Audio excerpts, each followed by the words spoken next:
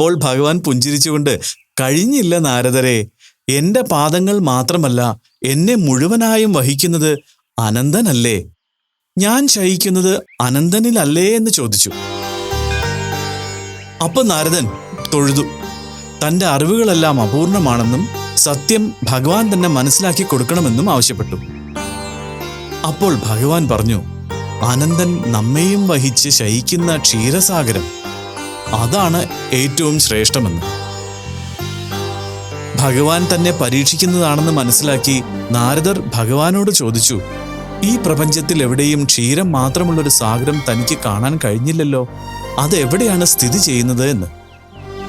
അചഞ്ചലമായ ഭക്തിയാണ് ക്ഷീരസാഗരമെന്നും അല്പം പോലും ക്ഷാരമില്ലാത്ത ആ സാഗരം ഭക്തന്റെ മനസ്സിലാണെന്നും അതുകൊണ്ട് ഏറ്റവും ശ്രേഷ്ഠമായത് ഭഗവാൻ വസിക്കുന്ന മനസ്സിനുടമയായ യഥാർത്ഥ ഭക്തൻ തന്നെയാണെന്നും ആ ഭക്തനെ സംരക്ഷിക്കുന്ന സേവകനാണ് ഭഗവാൻ എന്നും നാരദർക്ക് മനസ്സിലാക്കി കൊടുത്തു. സംശയത്തിന്റെ ഇളക്കമോ അഹങ്കാരത്തിന്റെ ക്ഷാരമോ ഇല്ലാത്ത നിർമ്മലമായ നിഷ്കളങ്കമായ ഭക്തി, അത് മാത്രമുള്ളൊരു ഭക്തനെ ഒരവസരത്തിലും ഭഗവാൻ കൈവിടില്ല. ഭൗതികമായ ഉയർച്ച താഴ്ചകൾ ലോകത്തിന്റെ സ്വഭാവമാണ്. പക്ഷേ പൂർണ്ണമായും ഭഗവാന് സമർപ്പിച്ച ഒരു മനസ്സ്, അത് ക്ഷീരസാഗരം തന്നെയാണ്. ജന്മങ്ങളുടെ കർമ്മപുണ്യമാണ് ഒരാൾ യഥാർത്ഥ ഭക്തനാകുന്നത്. അങ്ങനെയുള്ളവർക്കേ ഈ കഥകളുടെ അർത്ഥവും വ്യാപ്തിയും ഒക്കെ മനസ്സിലാക്കാൻ സാധിക്കും. അതല്ലാത്തവർ അർത്ഥശൂന്യമായ ചിന്തകളിൽ കുടുങ്ങി വഴിതെറ്റി അങ്ങനെ നടക്കും. അതുകൊണ്ടേ ഇതൊന്നും പറഞ്ഞ് ആദർശനെ തിരുത്താൻ മീര ശ്രമിക്കണ്ട. ഓരോ ജന്മത്തിനും ഓരോ ഉദ്ദേശമുണ്ടാവും. എത്ര ജന്മങ്ങളിലൂടെ ഒരു ജീവൻ കടന്നു പോയാലും അത് അവസാനം എത്തിച്ചേരേണ്ടത് ഭഗവാനിൽ തന്നെയാണ്. അതുകൊണ്ട് മറ്റുള്ളവരെ തിരുത്താൻ നമ്മൾ ശ്രമിക്കേണ്ടതില്ല, സ്വയം മനസ്സിലാക്കാൻ ശ്രമിക്കുക. ശരി മോന്തേട്ടാ, വരൂ.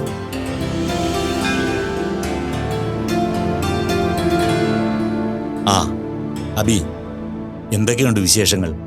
വിശേഷങ്ങളൊന്നും പറയാതിരിക്കുന്നത് അങ്കിളെ നല്ലത്. അതെന്താ?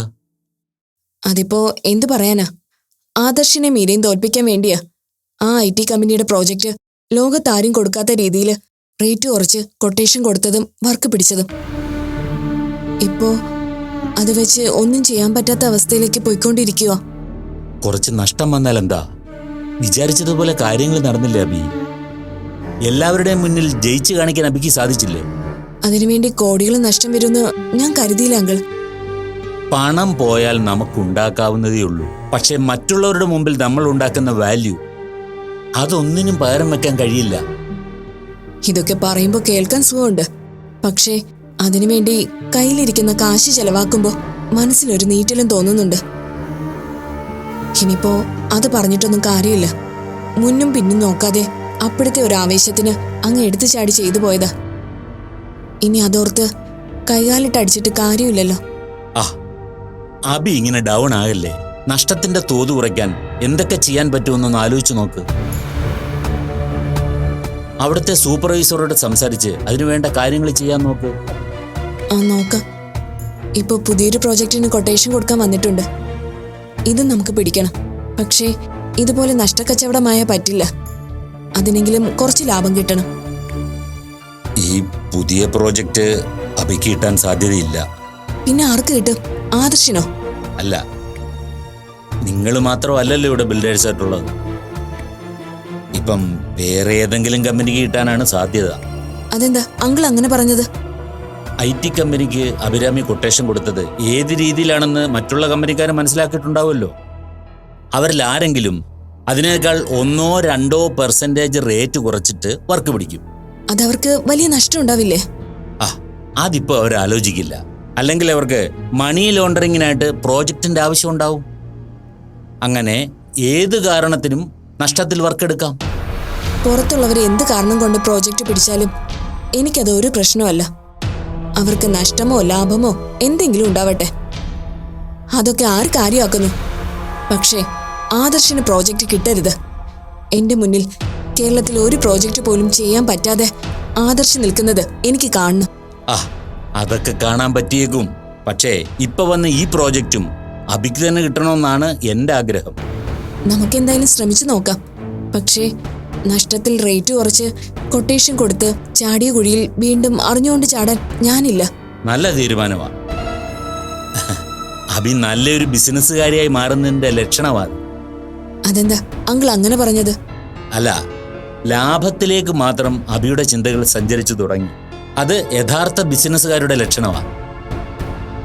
അവരെല്ലാം ഇമോഷനേക്കാൾ ഇമ്പോർട്ടൻസ് കൊടുക്കുന്നത് പ്രോഫിറ്റ് സൈഡിലെ അക്കങ്ങൾക്കാണ്. ആ നമ്പേഴ്സിനെ സ്നേഹിക്കാനാണ് അവർക്കിഷ്ടം. അതെനിക്കിഷ്ടമായി. ഞാൻ അങ്കിളിനോട് നേരത്തെ പറഞ്ഞ കാര്യത്തിന് ഒരു ക്ലാരിറ്റി കിട്ടാൻ വേണ്ടി ചോദിക്കട്ടെ. ആദർശിന് പ്രോജക്റ്റ് കിട്ടില്ലെന്ന് അങ്കിൾ പറയാൻ കാരണം എന്താ? ആദർശ് നഷ്ടത്തിൽ പ്രോജക്റ്റ് എടുക്കില്ല. അതുകൊണ്ടാ ഈ IT കമ്പനിയുടെ പ്രോജക്റ്റ് അഭിക്ക് കിട്ടിയത്.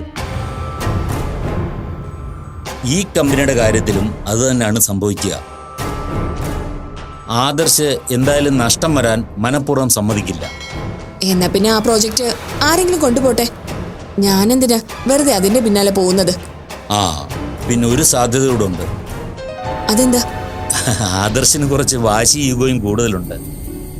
കഴിഞ്ഞ പ്രോജക്റ്റ് അഭി പിടിച്ചതോടെ ആദർശന്റെ ഈഗോ ട്രിഗർ ആയിട്ടുണ്ടെങ്കിൽ ഇതില് റേറ്റ് കുറഞ്ഞൊരു കൊട്ടേഷൻ ആദർശ് കൊടുത്തേക്കാം. അതിന് പക്ഷേ ഒരു 10% സാധ്യതയേ ഉള്ളൂ. ആദർശിന് പ്രോജക്റ്റ് കിട്ടിയാൽ ഞാൻ ടെൻഷനാവും അങ്കിൾ, ശരിക്കും ടെൻഷനാവും. നമുക്ക് നോക്കാം അഭി.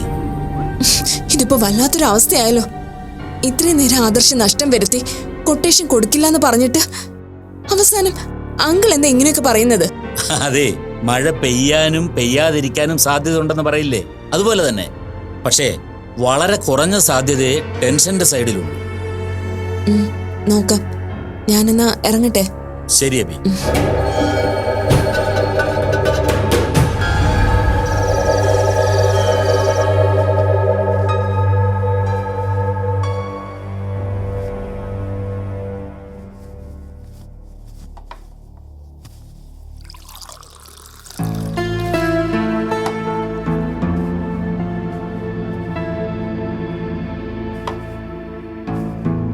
ഹരിയേട്ടൻ വന്നപ്പോ മുതൽ ഞാൻ ശ്രദ്ധിക്കുന്നുണ്ട്.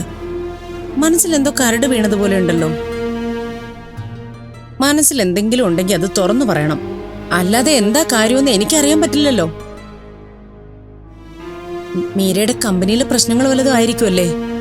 അല്ല, ഞാനിന്ന് മനോജിനെ കണ്ടിരുന്നു. എന്നിട്ട് എന്തു പറഞ്ഞു?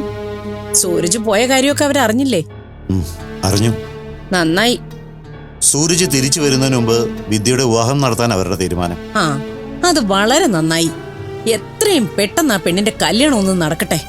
എന്നാ ഇനി അത് കഴിഞ്ഞിട്ട് മതി സൂരജിനോട് ഇങ്ങോട്ട് വരുന്നതെന്ന് വിളിച്ചു പറയണം. മനുഷ്യന് മനസ്സമാധാനമെങ്കിലും കിട്ടുമല്ലോ. സൂരജ് തിരിച്ചു വരുന്നതിന് മുമ്പ് വിവാഹം നടത്തണമെന്നത് ധന്യയുടെ മാത്രം തീരുമാനമാണ്. അതിന് വിദ്യ സമ്മതിക്കണമെന്ന് നിർബന്ധമൊന്നുമില്ല. കൊള്ളാവുന്ന ആലോചനയാണെങ്കിലേ അവള് സമ്മതിച്ചോളൂ. അതൊന്നും ഓർത്ത് നമ്മൾ ടെൻഷൻ അടിക്കേണ്ട കാര്യമില്ല.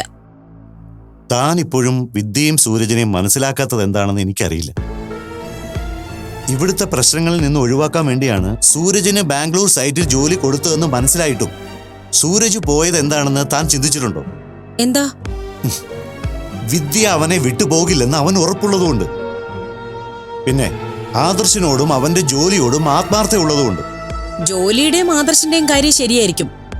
പക്ഷേ വിദ്യയുടെ കാര്യത്തിൽ അവന്റെ ചിന്ത ആ ശല്യം ഒഴിഞ്ഞു പോകട്ടെ എന്ന് തന്നെ ആയിരിക്കും. അങ്ങനെയാണെങ്കിൽ വിദ്യക്ക് വിവാഹാലോചന നടക്കുന്ന കാര്യം സൂരജിനെ വിളിച്ചറിയിക്കും. അവൻ കുറച്ചുകൂടി സന്തോഷിക്കട്ടെ. തനിക്ക് വിളിച്ചു പറയാൻ ബുദ്ധിമുട്ടുണ്ടെങ്കിൽ ഞാൻ അറിയിക്കാം. വേണ്ട, അതൊന്നും അറിയിക്കണ്ട. എന്തിനാ അങ്ങനെ വെറുതെ അന്യനാട്ടിലിരിക്കുന്ന സൂരജിനെയും കൂടി വെറുതെ വിഷമിപ്പിക്കുന്നേ? അപ്പോ സൂരജിന് വിഷമമാകുമെന്ന് തനിക്കറിയാല്ലേ? ഇപ്പൊ സൂരജ് അറിയണ്ട.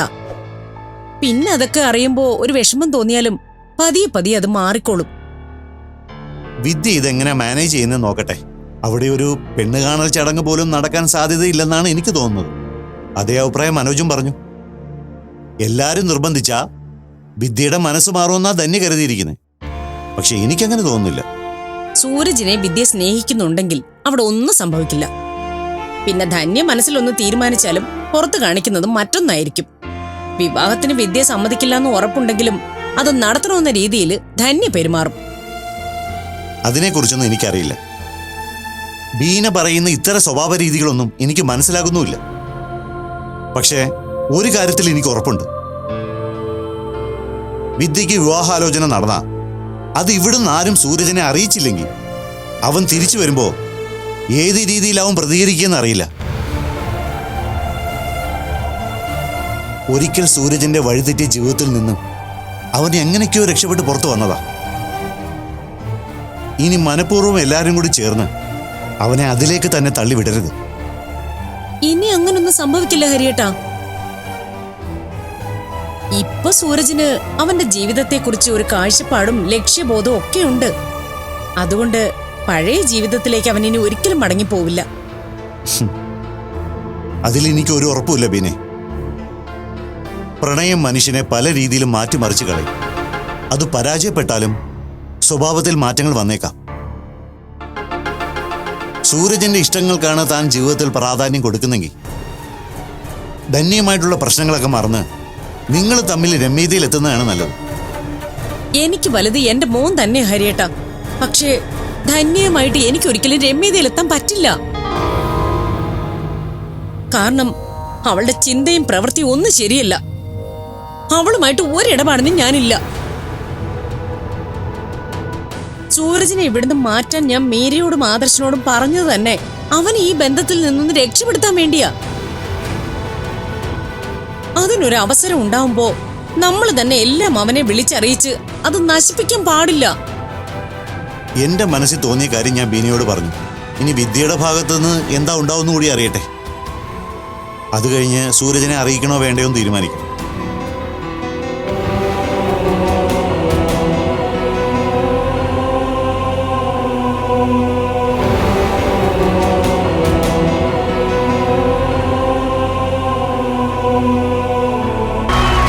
ഇതൊരു അപൂർവ സംഗമമാണ്. അമൃത TV പ്രേക്ഷകർക്ക് നൽകുന്ന അമൂല്യ വിഷു കൈനീട്ടം. 20 വർഷത്തെ നിറവാർന്ന അനുഭവത്തിൽ നിന്നും ഉരുത്തിരിഞ്ഞ സരസ സല്ലാപം. ഇന്ന് ഇവിടെ നിൽക്കുന്നതിൽ ഒരു പ്രത്യേക സന്തോഷമുണ്ട്. എന്റെ 28 വർഷവും കൂടെ പൂർത്തീകരിക്കുന്ന ഒരു സമയമായിട്ടും കൂടെ ഞാനിത് ഉപയോഗിക്കുകയാണ്. വിഷുദിനത്തിൽ നിങ്ങൾക്കായി നിറസല്ലാപം. ഏത് വിധേനയും നമുക്കൊരു പ്രോജക്റ്റ് നേടിയെടുക്കണം. ഇപ്പൊ ഒരു പ്രൊജക്ട് വന്നിട്ടുണ്ടെന്നല്ലേ ആദർശേട്ടൻ പറഞ്ഞത്? ആ പ്രൊജക്ട് പിടിക്കാൻ മാക്സിമം നമുക്ക് ശ്രമിക്കാം. ശ്രമിച്ചാ പോരാ മീര, നേടിയെടുക്കണം. അതിനുവേണ്ടി അല്പം റേറ്റ് താഴ്ത്തി തന്നെ ഞാൻ കൊട്ടേഷൻ കോട്ട് ചെയ്യാൻ പോവാ. റേറ്റ് കുറച്ച് ചെയ്താ അത് നമുക്ക് നഷ്ടാവില്ല ആദർശേട്ടാ. തൽക്കാലത്തേക്ക് ആ നഷ്ടം സഹിച്ചേ മതിയാവും. അഭി എന്നെ തോൽപ്പിക്കാൻ ഉറപ്പായും ഈ പ്രോജക്റ്റ് പിടിക്കാൻ നോക്കും. അതുകൊണ്ട് അവൾ കോട്ട് ചെയ്യുന്നതിലും ചെറിയ എമൗണ്ടിന് വേണം നമുക്ക് കൊട്ടേഷൻ വയ്ക്കാൻ. അതിന്റെ ആവശ്യമുണ്ടോ ആദർശേട്ടാ? കഴിഞ്ഞ തവണ അഭിചേച്ചി എടുത്ത വർക്ക് തന്നെ വലിയ നഷ്ടം ഉണ്ടാവുന്നല്ലേ ആദർശേട്ടൻ പറഞ്ഞത്? അപ്പൊ പിന്നെ അത് തന്നെ നമ്മളും ചെയ്യുന്നതിൽ എന്താ കാര്യം? അതൊക്കെ ശരിയാണ്. പക്ഷേ എനിക്കിപ്പോൾ വേണ്ടതൊരു പ്രോജക്റ്റാണ്. മീരയ്ക്കറിയാലോ, ദേവ ബിൽഡേഴ്സ് ഇന്നത്തെ നിലയിലെത്തിക്കാൻ ഞാൻ ഒരുപാട് കഷ്ടപ്പെട്ടിട്ടുണ്ട്. അച്ഛനായിട്ട് തുടങ്ങി വെച്ചു എന്നുള്ളത് ശരിയാണ്. പക്ഷെ എനിക്കത് കയ്യിൽ കിട്ടിയ നാൾ മുതൽ പഴയതിലും നന്നായിട്ട് കൊണ്ടുപോകാനാ ഞാൻ ശ്രമിച്ചത്. അതൊക്കെ എനിക്കും അറിയാവുന്ന കാര്യങ്ങളല്ലേ. പഠിച്ചിറങ്ങി ഒരു ജോലി സ്വപ്നം കണ്ടിരുന്ന എല്ലാ ചെറുപ്പക്കാരുടെയും ലക്ഷ്യം ദേവ ബിൽഡേഴ്സിൽ ഒരു ജോലി എന്നതായിരുന്നു. അതിന് ഞങ്ങളെ പ്രേരിപ്പിച്ചത് ആദർശേട്ടൻ തന്നെയായിരുന്നു. ആ സ്ഥാപനത്തിന് വേണ്ടി ആദർശേട്ടൻ ചെയ്തിരുന്ന ഓരോ കാര്യങ്ങളും ആരാധനയോടെ നോക്കിക്കണ്ടിരുന്ന ആളായിരുന്നു ഞാൻ. അതൊക്കെ പഴയ കാലമാണ് മീര. ഇന്ന് ഞാൻ പല്ലുപോയൊരു സിംഹ. അഭി ഉൾപ്പെടെ എല്ലാവരുടെയും കണ്ണിൽ ദേവ ബിൽഡേഴ്സ് എന്ന പേരിന്റെ ബലത്തിൽ വിജയിച്ച ഒരാളാണ് ഞാൻ. ഒളിഞ്ഞും തെളിഞ്ഞും അവള് പല പ്രാവശ്യം പറയുകയും ചെയ്തിട്ടുണ്ട്. അഭിക്ക് മാത്രമല്ല, എന്റെ അമ്മയുടെ മനസ്സിൽ പോലും ഇപ്പൊ അങ്ങനെ ഒരു ചിന്ത ഉണ്ടോന്ന് എനിക്കൊരു സംശയമുണ്ട്. അതൊക്കെ ആദർശേട്ടന് വെറുതെ തോന്നുന്നതാ. അമ്മ ഒരിക്കലും അങ്ങനെ കരുതില്ല. എന്നും ആദർശേട്ടനെ കുറിച്ച് അഭിമാനത്തോടെ സംസാരിക്കുകയും ചിന്തിക്കുകയും ചെയ്യുന്ന ആളാ അമ്മ. പിന്നെ ചേച്ചിയുടെ സ്വഭാവം ഞാൻ പറയാതെ തന്നെ ആദർശേട്ടൻ അറിയാലോ. ജയിക്കാൻ വേണ്ടി ചേച്ചി എന്തും വിളിച്ചു പറയും. അതിനങ്ങനെ കരുതിയാൽ മതി. അഭി മാത്രമല്ല മീര, പുറത്തും അങ്ങനെ ഒരു സംസാരമുണ്ട്. അത് മുന്നോട്ട് കൊണ്ടുപോകാനാവില്ല. ഒരു കഴിവ് കെട്ടവനും പരാജയവുമായിട്ട് മുന്നോട്ട് പോകാൻ എനിക്ക് സാധിക്കില്ല. സാമ്പത്തികമായി ഉണ്ടാകുന്ന നഷ്ടത്തേക്കാൾ ഞാനിപ്പോൾ പ്രാധാന്യം കൊടുക്കുന്നത് എന്റെ പേരിലുണ്ടായ ആ നാണക്കേട് മാറ്റിയെടുക്കുന്നില്ല. ഇങ്ങനെയൊന്നും ചിന്തിക്കുന്ന ആളായിരുന്നില്ലല്ലോ ആദർശേട്ടൻ. എന്ത് കാര്യം ചെയ്യുമ്പോഴും മറ്റുള്ളവരെന്ത് വിചാരിക്കുമെന്ന് നോക്കുന്നതിനപ്പുറം സ്വന്തം ശരികൾക്കും തീരുമാനങ്ങൾക്കും പ്രാധാന്യം കൊടുക്കുന്ന ആളായിരുന്നില്ലേ? അതെ, പക്ഷെ അതിലൊന്നും ഒരു കാര്യമില്ലെന്ന് എനിക്കെന്റെ സ്വന്തം അനുഭവങ്ങളിലൂടെ മനസ്സിലായി. നമുക്ക് വാല്യൂ കിട്ടണമെങ്കിൽ അല്പസ്വല്പം പ്രകടനങ്ങളും പ്രദർശനങ്ങളും ഒക്കെ ആവശ്യമുണ്ട് മീര. എന്തിനാ ആദർശേട്ട ഇങ്ങനെയൊക്കെ ചിന്തിക്കുന്നേ? അങ്ങനെ ആളുകളെ കാണിക്കാനും അവരുടെ മുമ്പിൽ ആളാവാനും ഓരോന്നും ചെയ്തിട്ട് നമ്മൾ എത്തിപ്പെടുന്നത് വലിയ കുരുക്കിലാണെങ്കിലോ? ഇപ്പോഴത്തെ സാഹചര്യത്തിൽ നഷ്ടം നിർത്തി ഒരു പ്രൊജക്ട് ചെയ്യുന്നത് ഗുണത്തേക്കാൾ കൂടുതൽ നമുക്ക് ദോഷം ചെയ്യുള്ളൂ. മീര എന്നെ പഠിപ്പിക്കണ്ട. എന്താ വേണ്ടെന്ന് എനിക്കറിയാം. ചുറ്റും കൂടി കുറച്ചുപേരെന്നെ തോൽപ്പിക്കാൻ ശ്രമിക്കുമ്പോൾ അതിൽ നിന്ന് രക്ഷപ്പെടാനും പുറത്തു വരാനുമാണ് ഞാൻ ശ്രമിക്കുന്നത്. ഇനിയും മീരയുടെ വാക്കുകൾ കേട്ട് ഞാൻ പിൻവലിഞ്ഞാൽ പിന്നെ ആദർശ് എന്ന ബിസിനസ്സുകാരൻ ഉണ്ടാവില്ല. ഒരു വലിയ ആളായിരുന്നു എന്ന് സ്വയം ആശ്വസിച്ച് കഴിഞ്ഞുപോയ നല്ല നിമിഷങ്ങൾ ഓർത്ത് വീട്ടിലിരിക്കേണ്ട അവസ്ഥ എനിക്കും വരും. അങ്ങനെയൊന്നും സംഭവിക്കില്ല ആദർശേട്ടാ. അതിലെനിക്ക് പൂർണ്ണ വിശ്വാസമുണ്ട്. എന്നാൽ എനിക്ക് ആ വിശ്വാസമില്ല. എന്റെ വിശ്വാസങ്ങളെല്ലാം എനിക്ക് നഷ്ടപ്പെട്ടിരിക്കുന്നു. ഇപ്പൊ എന്നെ സംബന്ധിച്ച് ഈ പ്രോജക്റ്റ് ഒന്ന് മാത്രമാണ് എനിക്ക് പ്രധാനം. അത് ഏത് വിധേനയും നേടിയെടുക്കണം. കഴിയുമെങ്കിൽ മീര എനിക്കൊപ്പം നിൽക്കേ. ഇനി അഥവാ എന്റെ ആശയങ്ങൾ മീരയ്ക്ക് അംഗീകരിക്കാൻ പറ്റില്ല എന്നാണെങ്കിൽ ഉപദ്രവിക്കാതിരിക്കാനെങ്കിലും ശ്രമിക്കുക. എന്താ ആദർശേട്ടാ ഇങ്ങനെയൊക്കെ സംസാരിക്കുന്നേ? തനിക്കെന്താ മീര കാര്യം പറഞ്ഞാൽ മനസ്സിലാവില്ലേ? ഞാൻ ഈ ഒരു ഫീൽഡിലേക്ക് വന്നിട്ട് കാര്യങ്ങൾ നോക്കാൻ തുടങ്ങിയിട്ട് വർഷങ്ങൾ കുറേ ആയതാ. അതുകൊണ്ട് തന്നെ എന്തെങ്ങനെ ചെയ്യണമെന്നുള്ള കാര്യത്തെക്കുറിച്ച് എനിക്ക് നല്ല ധാരണയുണ്ട്. കൂടുതൽ പഠിപ്പിക്കാൻ നോക്കരുതെന്നാണ് ഞാൻ പറഞ്ഞത്. ഒരുപാട് തോൽവികളായി. ഇനി തോൽക്കാൻ എനിക്ക് പറ്റില്ല. ജയിക്കാൻ വേണ്ടി ഞാൻ ഏത് വഴിയും സ്വീകരിക്കും.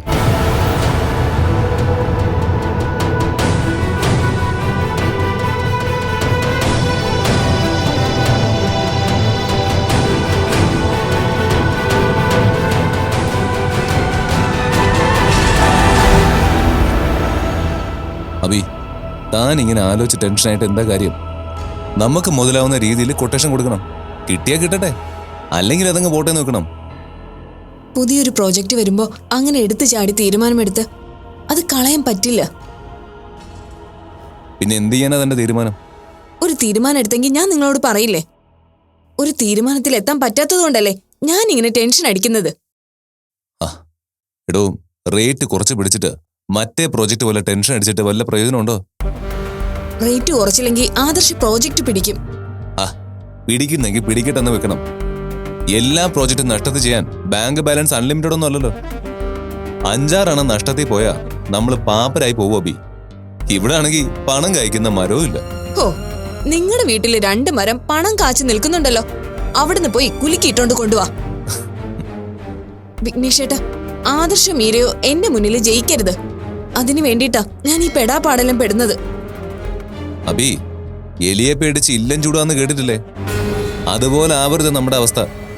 അവരുടെ മുമ്പിൽ ജയിക്കാനായിട്ട് താനുള്ള പ്രോജക്റ്റ് എല്ലാം നഷ്ടത്തിലെടുത്ത് അവസാനം നമ്മൾ പിച്ചച്ചട്ടി എടുക്കേണ്ട അവസ്ഥ വന്ന അങ്ങനെയൊന്നും വരില്ല. പിന്നെ പുതിയ പ്രോജക്റ്റ് റേറ്റ് കുറച്ച് എടുക്കണോ വേണ്ടോ എന്ന കാര്യത്തില് തീരുമാനമൊന്നും ആയില്ലല്ലോ. അതിന്റെ തീരുമാനം എടുക്കാനല്ലേ താൻ ഈ ആലോചന എല്ലാം നടത്തുന്നത്. അവര് ജയിക്കരുത്, നമുക്ക് നഷ്ടവും വരരുത്. അങ്ങനെ ചെയ്യാൻ എന്തെങ്കിലും വഴിയുണ്ടോ? ഉണ്ട്. എന്നാ പറ. ഇതൊരു അപൂർവ സംഗമമാണ്. അമൃത TV പ്രേക്ഷകർക്ക് നൽകുന്ന അമൂല്യ വിഷു കൈനീട്ടം. 20 വർഷത്തെ നിറവാർന്ന അനുഭവത്തിൽ നിന്നും ഉരുത്തിരിഞ്ഞ സരസ സല്ലാപം. ഇന്ന് ഇവിടെ നിൽക്കുന്നതിൽ ഒരു പ്രത്യേക സന്തോഷമുണ്ട്. എൻ്റെ 28 വർഷവും കൂടെ പൂർത്തീകരിക്കുന്ന ഒരു സമയമായിട്ടും കൂടെ ഞാനിത് ഉപയോഗിക്കുകയാണ്. വിഷുദിനത്തിൽ നിങ്ങൾക്കായി നിറസല്ലാപം. മൂടി പൊതച്ച് നന്നായിട്ട് കിടന്നങ്ങ് ഉറങ്ങുക. എന്നിട്ട് അങ്ങനെ സംഭവിക്കുന്നതായിട്ട് സ്വപ്നം കാണുക. ഈ അസ്ഥാനത്ത് തമാശ പറയുന്ന സ്വഭാവം നിർത്തിക്കോണം കേട്ടോ. എടോ, ഞാൻ പിന്നെ എന്ത് പറയാനാ? ഒരു വഴിയില്ലാത്ത കാര്യം ആലോചിച്ച് ടെൻഷൻ ആവുക. എന്നിട്ട് ആ പ്രശ്നം സോൾവ് ചെയ്യാൻ എന്നോട് അഭിപ്രായം ചോദിക്കുക. അതിനിപ്പോ ഞാൻ എന്ത് മറുപടി പറഞ്ഞാലും എന്നെ ചീത്ത പറയുക. താൻ ഇങ്ങനെ സൈക്കോ പരിപാടികൾ തുടങ്ങിയ ഞാൻ എന്ത് ചെയ്യാനാ? ഓഹോ, ഞാനിപ്പോ സൈക്കോ ആണെന്നാണല്ലേ നിങ്ങൾ ഈ പറയുന്നത്? എടോ, ഞാൻ പറയുന്ന കേട്ട് താൻ ടെൻഷൻ ആവരുത്. തനിക്ക് ശരിക്ക് എന്തോ ഒരു സൈക്കോളജിക്കൽ ഇഷ്യൂ ഉണ്ട്. ഇപ്പോഴത്തെ അവസ്ഥയിൽ ചിലപ്പോൾ ഒരു ഡോക്ടറെ കണ്ടാല് കൗൺസിലിംഗിൽ തീരും. ആ ശരിയാ, എനിക്കും തോന്നി. എത്രയും പെട്ടെന്ന് വട്ടാന്ന ഒരു സർട്ടിഫിക്കറ്റ് വാങ്ങിച്ചു വെക്കണം. എന്തിന്? നിങ്ങളുടെയൊക്കെ മനസ്സിലിരിപ്പ് എന്താണെന്ന് അറിയില്ലല്ലോ. എന്തായാലും കുറച്ചു കാലമായി ഞാൻ സൈക്കോ ആണെന്നും സൈക്കാട്രിസ്റ്റിനെ കാണുന്നൊക്കെ പറഞ്ഞു തുടങ്ങിയിട്ടുണ്ട്. ഏത് നേരവും മൊബൈലിൽ തോണ്ടലും ഉണ്ട്. സോഷ്യൽ മീഡിയയിൽ ചിലർ അയക്കുന്ന മെസ്സേജ് ഞാൻ കാണുന്നില്ലെന്നാണോ നിങ്ങളുടെ വിചാരം? എന്റെ അടുത്ത് കള്ളത്തരം കാണിക്കുന്നത് ഞാൻ കണ്ടുപിടിച്ച അന്ന് തീരുവല്ല. ഒരാളെ കൊന്നാലും വട്ടാന്നുള്ള സർട്ടിഫിക്കറ്റ് കയ്യിലുണ്ടെങ്കിൽ തൽക്കാലം രക്ഷപ്പെട്ട് നിൽക്കാലോ. എടോ, അതൊക്കെ വെറുതെ പറയുന്നതാ. കുറ്റം ആര് ചെയ്താലും ശിക്ഷയുണ്ട്. നോർമൽ ആണെങ്കിൽ സാധാരണ ജയിലിൽ കിടന്നാൽ മതി. ഇതിപ്പോ ഭ്രാന്താശുപത്രിയുടെ ജയിലിൽ കിടക്കേണ്ടി വരും. ഓഹോ, അപ്പോ നിങ്ങൾ എന്നെ ജയിലിൽ കയറ്റുമെന്ന് ഉറപ്പിച്ചു അല്ലേ? അങ്ങനെയല്ല, ഞാൻ പറഞ്ഞു വന്ന ഫ്ലോയിൽ അങ്ങ് പറഞ്ഞതാ.